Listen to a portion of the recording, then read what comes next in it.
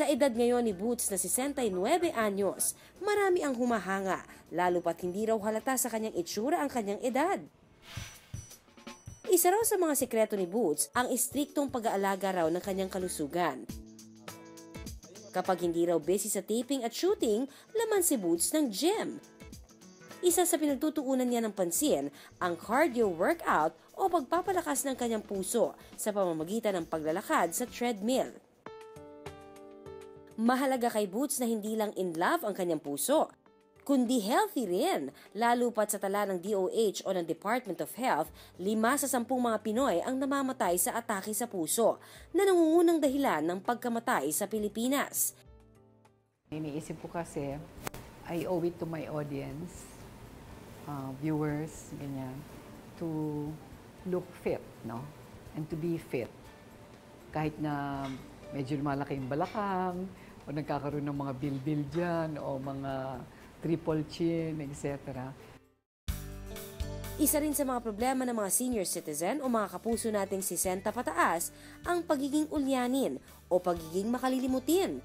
Kaya't para ito maiwasan, isa sa mga sikreto ni Boots, tamang dieta. Kaya mga kapuso, para po dun sa mga mommies na busy, nag-aalaga din ng mga bata, pero gusto ng healthy recipes, sandwiches, easy to make, easy to eat, subukan po natin itong mga recipes na ito.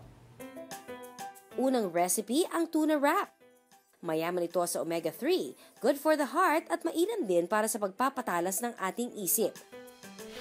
Ang mga sangkap, isang lata ng tuna, isang bungkos ng celery, parsley, dahon ng mustasa, isang pirasong sibuyas, 2 kutsarang light mayonnaise, asin, paminta, isang piraso ng lemon, at isang piraso ng lettuce. Paghalu-haluin lang sa isang bowl ang tuna, celery, parsley, hiniwang dahon ng mustasa at diced onions o sibuyas. Kung napapansin po ninyo, mas marami pong gulay ang nilalagay ko para po mas healthy yung kakainin natin. Isama ang light mayonnaise. Konti lamang po kasi madali naman magdagdag. Para magkalasa, timplahan ng kaunting asin at paminta at saka pigaan ng lemon para matanggal ang lansa ng tuna. Para sa mga nagtitipid naman, pwedeng gumamit ng kalamansi panghalili.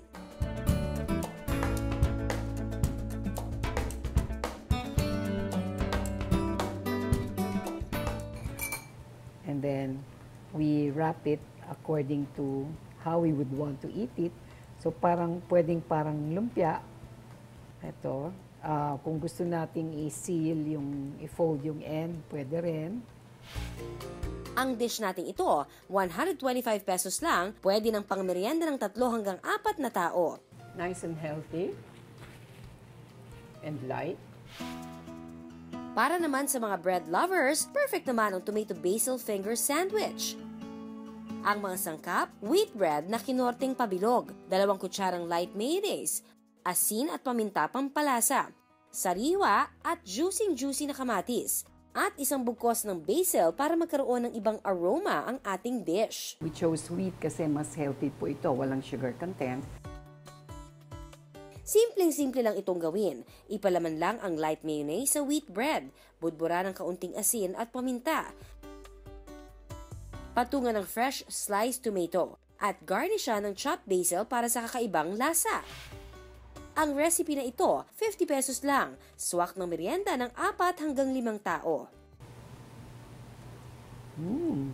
Kayo po mga busy housewives who would like to remain healthy or eat healthy and go into quick preparations, ito po isa sa mga recipes na pwede nating tunghayan.